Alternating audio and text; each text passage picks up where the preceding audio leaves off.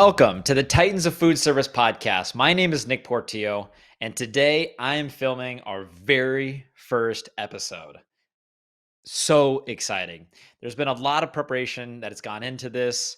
When I originally started it, I wanted to deliver as much value to people within the sales and marketing departments in food service. The food service industry is a gigantic industry. In the United States, I think it's probably almost a trillion dollars. And there's not a lot of books or podcasts or videos or how to be successful. How do you, when I was getting into this industry, my dad would tell me, Nick, in order to be successful, you have to just get out there and do it. There are no books that you can read. There are no videos. There's no tutorials. It's getting out there and dragging the bag, going to see customers face to face, succeeding and failing, and putting together your process, whatever that looks like, and then just rinse and repeat. And that was always kind of the notion that I've gone with over the last 7 or 8 years since I started in food service. But now I'm thinking, I want to how can I bring more people into this industry? Or for those that are in the industry, how can I drive as much value to you as I possibly can?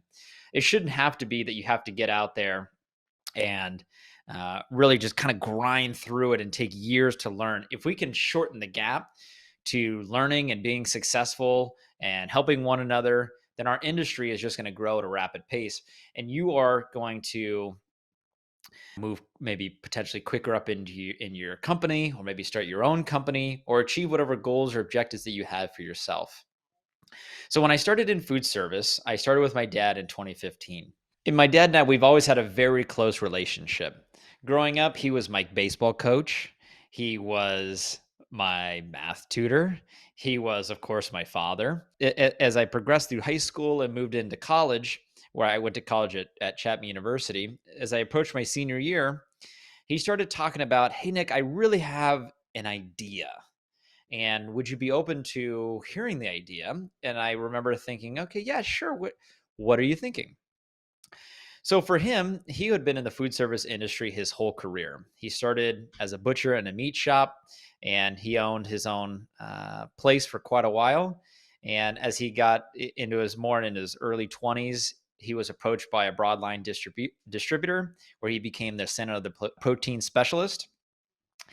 And from there, he transferred over into the food service brokerage world, where he spent the majority of his career. I think probably over 20 years in that industry. He worked for Food Sales West, which at the time was the largest family-owned food service brokerage company in the West Coast. I remember growing up, they represented companies like Tyson and Simplot and Sara Lee, and we'd have some of these people over to our house every once in a while. We'd go to USC football games against the Razorbacks, and my dad was really ingrained in this world when I was growing up.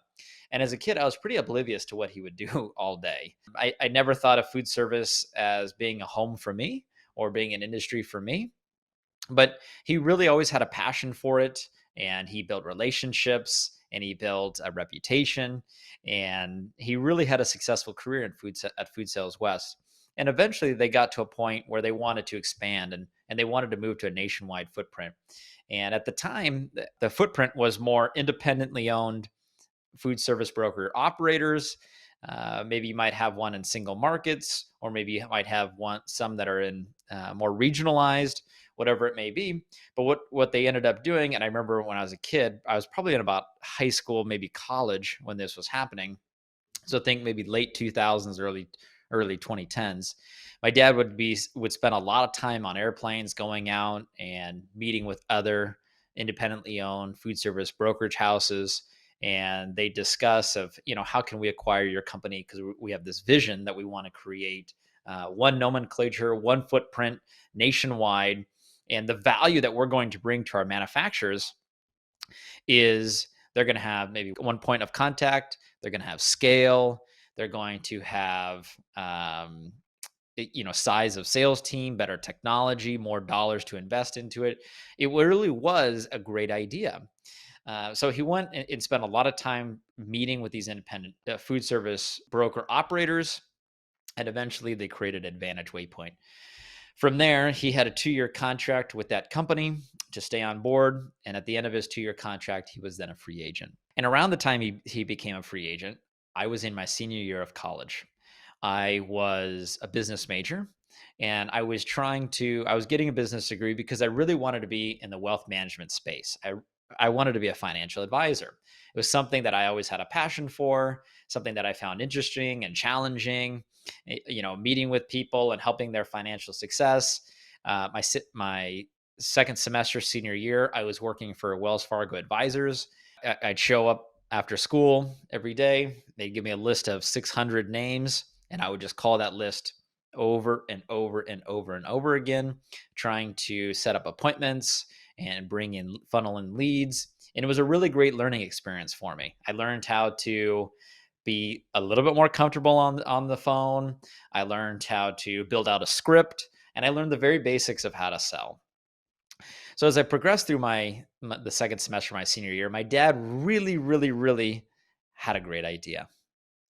And that idea was he wanted to start a food service brokerage company. And he would ask me time and time again, Nick, I have this idea. Do you want to start a company together? And I would always adamantly say, no, I have no interest in starting a food service brokerage company with you. Food service is not my home. It's not something that I'm interested in. It's not, it, just no, I don't know anything about it. And can you even make money in food service? Is this even a place where I can be successful? So as my time at Wells Fargo Advisors slowly started coming to an end because it was just a part-time position, it wouldn't lead to any long-term employment after graduation. I started interviewing with other companies like Merrill Lynch and other large wealth management firms. And as I was going through that interview process, my dad told me, just while you're going through the interview process, just come work with me. I'm going to put all my chips in. I'm all in. I want to start this company together. And I'd love just some help. Maybe we can let's start out and let's go buy some equipment. So we went out and we bought a couple computers. We got this tiny little office. I think it was probably like 200 or 300 square feet. It was so small. We had a very steep mountain to climb. At the time, you had consolidation going on. You had these very large national brokers being formed. They were definitely a force to be reckoned with. They had just the size and the number of people and the technology and the industry know-how and the relationships, especially at the broadliner level. I mean, they were just so dominant. And so how can a team of two based out of Southern California, make a dent and be effective in this industry? The food broker business, it's a low margin, high volume game. The more volume you can have, the more sales you have, the more you're going to make. But with two people, just with a little landline phone in front of them, how are we going to be successful? So one week with my dad, with all of our new equipment and our phones and this dream, I didn't know. Again, I wasn't all in yet.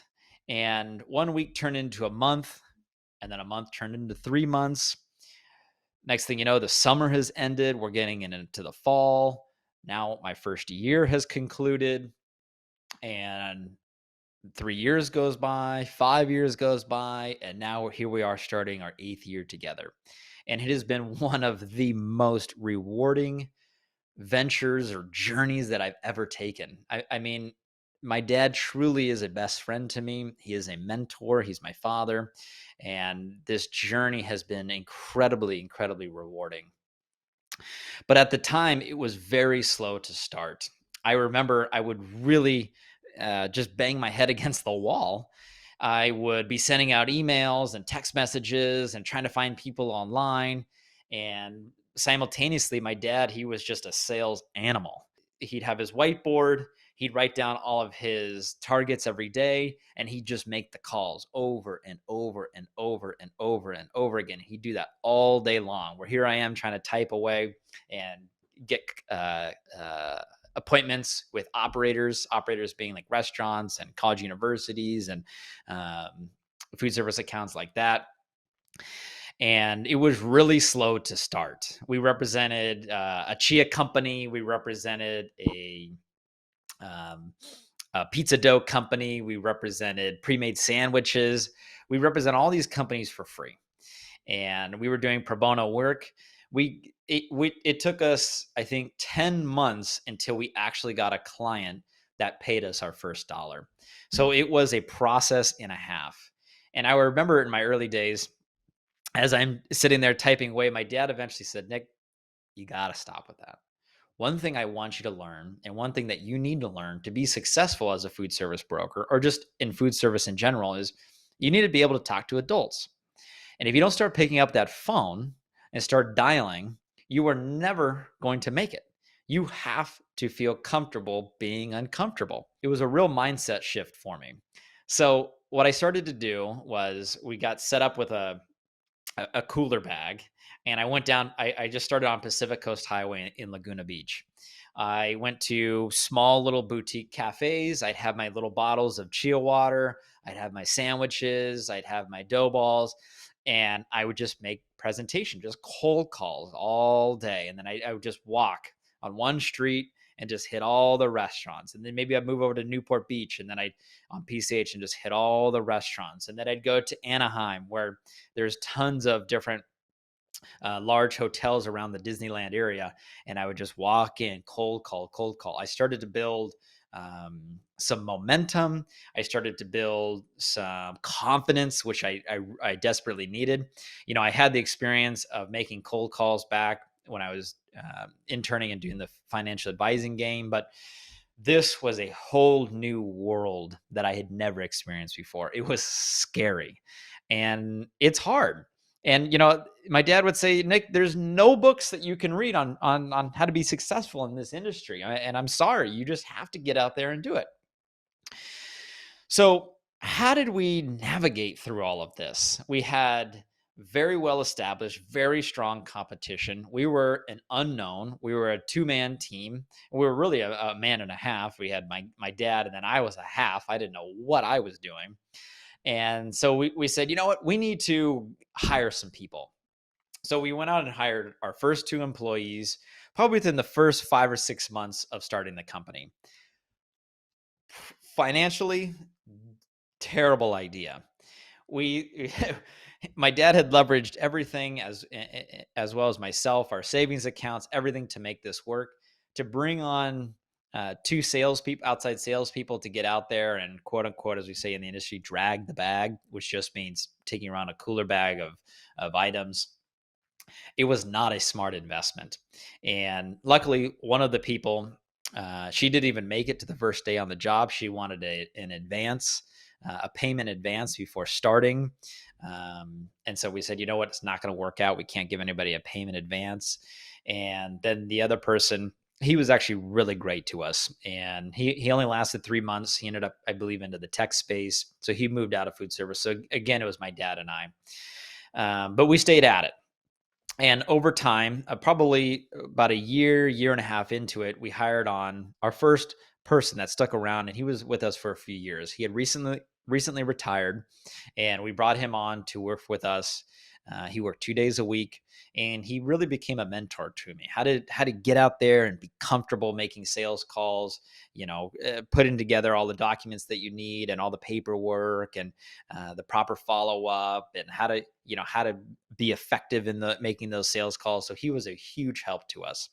So we had one part-time person, and lo and behold, this felt like we were starting to gain a little bit of traction. We started to get some brands to say, you know what, I'm small, or I'm smaller, and I just need some personalized attention. And what do you guys think? Would you represent me? And even if the check was, $100 a month, or maybe we'd make like $500 a month or $1,000 a month, it was, you know what? I have to stop the bleeding of financially, because we're running out of money. In fact, the first employee that we had that only lasted 1 month, I had paid him his final paycheck. Had I gone any further, I would have ran out of money to pay him. So it was a big risk. It was a big gamble. And I think for both parties, it worked out really, really well. So We had our new part-time person, and he was a mentor to me. He helped our company grow, and we started to gain a little bit of traction, as I was saying, and it wasn't a lot. It really wasn't a lot. I remember one of the very first brands that we got that was a decent paying brand. We said, you know what? We know you're with another broker right now. What if we just made it a competition? Let's say we're going to go out and sell as much as we can in 30 days. Allow your current broker to go out and sell as much as 30 days. Whoever wins gets to represent you. Deal? And I remember them saying, deal. You got a deal. That 30 days, we made, between the three of us, so many calls. It was insane. And in 60 days, we had the contract in our hands. We signed it.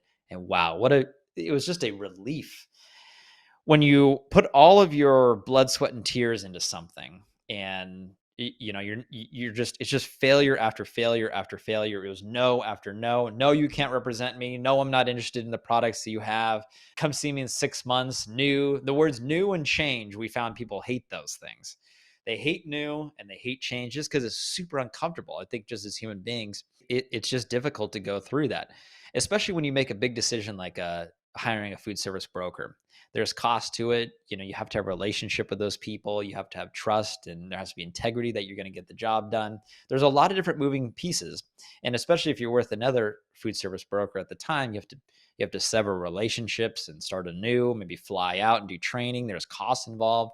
So as we started to move along, we started to pick up one brand here and then another brand there, and then a third and a fourth and a fifth.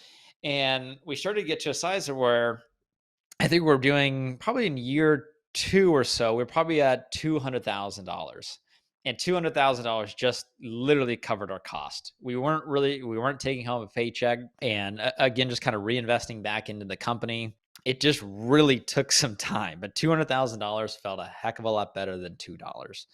So as we started to build momentum, we thought, you know what? There's a competitor of ours here in Southern California. They have a team of 6. They've been around for a long time. And the owner is getting a little bit older, and maybe he'd be willing to retire and sell his company to us. So we started to build a relationship with this person and with his company, and we got to learn a little bit about his people. And he said, you know what? I am ready to retire. I don't want to retire today, but I need to have a succession plan. My employees are the most important thing, or most important asset that I have. They are like family. I want them to be taken care of for as long as they want to work. And so we said, you know what? We have an idea. Why don't you sell us your company? And in exchange, we will employ your team members for as long as they want a job. Now, looking back, when we put together that deal, it was probably the best deal we possibly could have done. It was no money up front. It was a huge gamble. And I remember in December of that year, that I believe it was probably late 2016, I was sitting down at a table in their office. We took over their office as well. And I had the 6 of them there. I had the part-time guy that I had. And I remember telling them, okay, I'm 23, 24, and I'm now your boss. And I understand that my experience is only maybe a year and a half, 2 years at the tops, more like year and a half, but I have a vision, and we're going to grow, and we are going to build out a great piece of business. My dad and I always felt that there was this sweet spot that was missing in the food service broker industry in Southern California. We wanted to have size, and we wanted to pair that with the best of the best possible people that we could find. How could we find salespeople that had a lot of experience and who had relationships already, and not just relationships anywhere, with what we call strategic accounts? And these strategic accounts are, kind of your needle movers in the industry. Think of like a large restaurant chain, or maybe a large Hilton property, or for Southern California, USC or UCLA. I mean, these are massive food service operations. And it takes a different kind of skill set for someone to sit in front of these large operators, especially, let's say, a restaurant chain has 100 or 300 locations.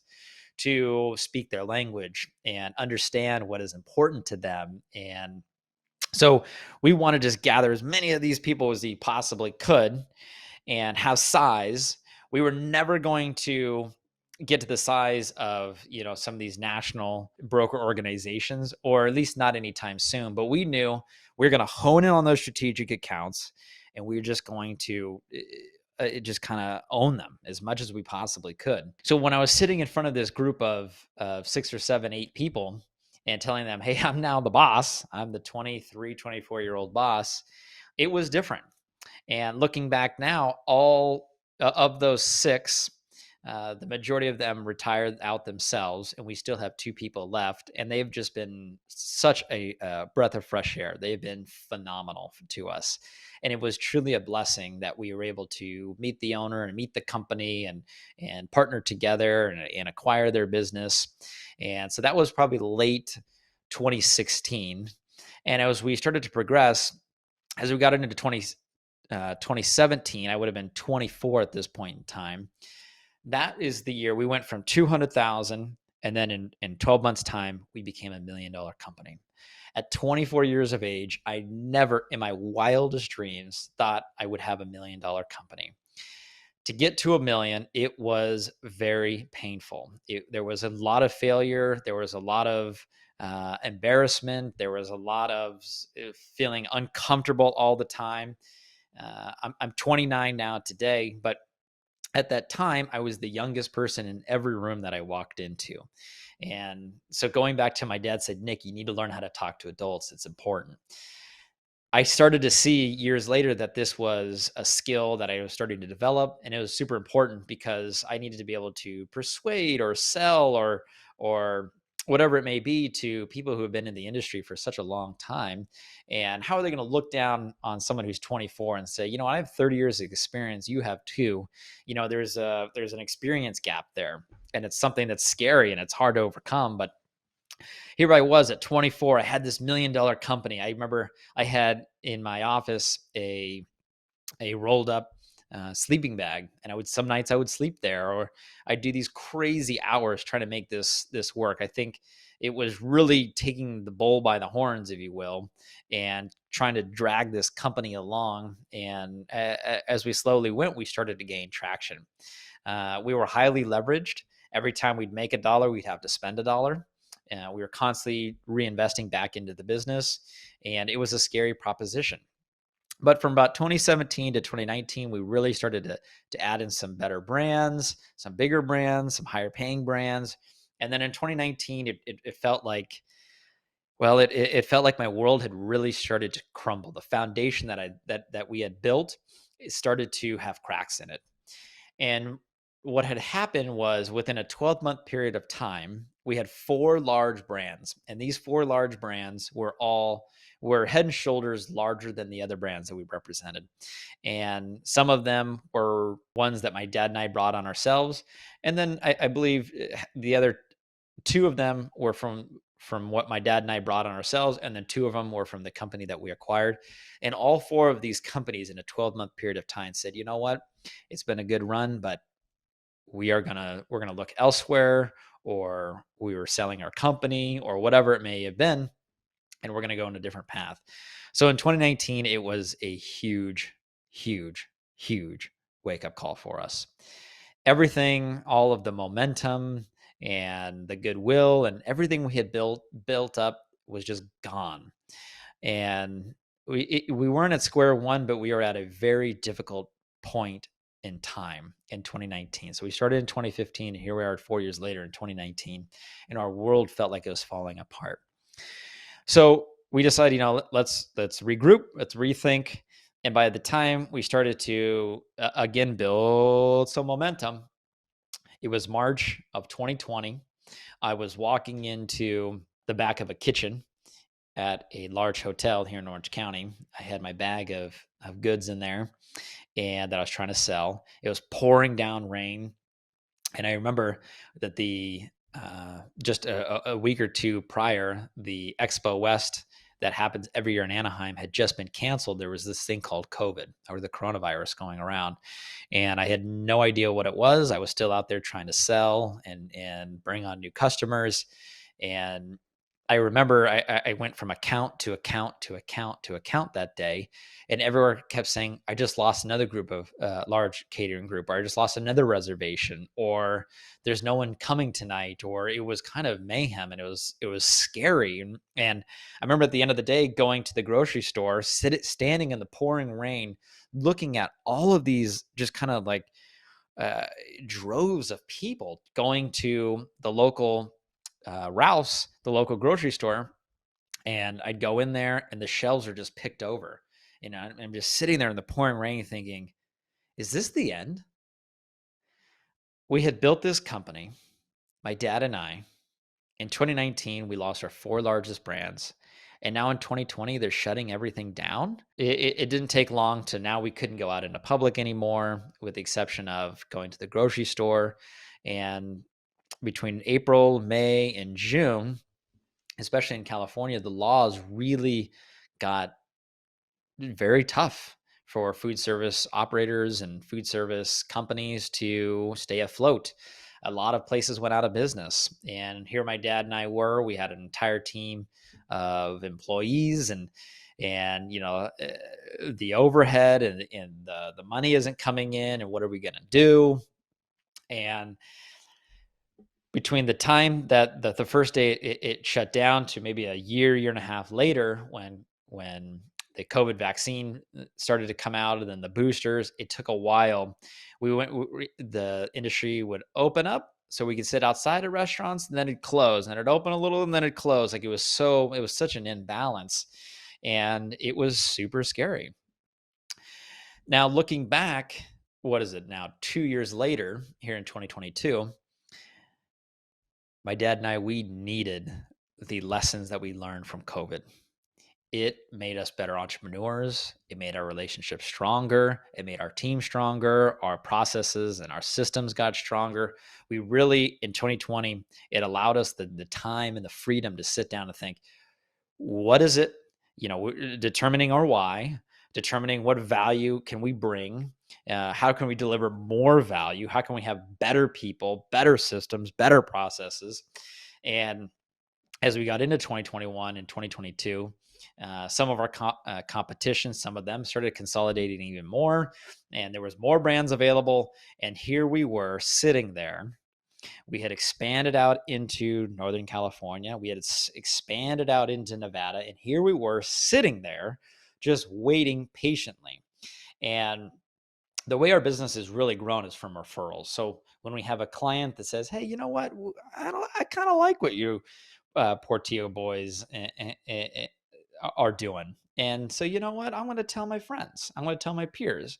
And then their friends find out and their peers find out, and then they call us. And then there would be a time where especially like 2018, 2019, a little bit of 2020, we'd get interviews, but we wouldn't win them. They'd always go to another broker, but it was good practice.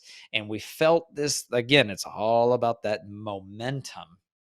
As we started to lift up out of the coronavirus, as a little bit more consolidation happened, and kind of the food service, the decision makers and the people were retiring out, or positions were changing, or they were manufacturers or brokers or distributors were reducing the number of people that they had on their team. All of this started to change. And we said, you know what, let's just stay put. Let's keep who we have. Let's keep everything intact as much as we possibly can, and hold on for as long as we possibly can. And let's just see this through. Looking back, I mean, hindsight's 2020, no pun intended. It was the best possible decision we could have made. I mean, it was a huge gamble. It was a huge risk. But here we are now in 2022. And we have nearly tripled our business in about 12 to 24 months time. We've gone to a level that we never thought possible. And now on our journey, it's, how can we continue to hire the best of the best people? How can we continue to drive as much value as we possibly can to a food service manufacturer? The food service brokerage world has changed a lot. in this amount of time. And there's so many different lessons and learnings that have come from it. But I really wanted to start this podcast because I wanted to talk to you, the people that are in the sales and marketing departments at manufacturers or distributors or brokers. This food service world is nearly $1 trillion industry, and there's not enough information out there on how to be successful. It shouldn't have to be 7 or 8 years to learn how to do something. How can I learn it in 3 months or 6 months? Kind of that life hack. And it's by consuming information and having mentors and just surrounding yourself with the people who have been there and done that. And in this podcast, every episode, I'm going to interview some real movers and shakers in the food service industry. This is going to be owners of companies, vice presidents of sales. It may be operations managers or founders, owners, CEOs, presidents, vice presidents, you name it, across the board in food service. I want to bring and drive as much value as I possibly can to you. And in return, share it, tell your friends. And it's going to be a fun journey together. And I'm so excited. And I just want to say thank you for joining me on my very first episode. And it's going to be a heck of a ride. This is Nick Portillo with the Titans of Foodservice podcast. Thank you for listening.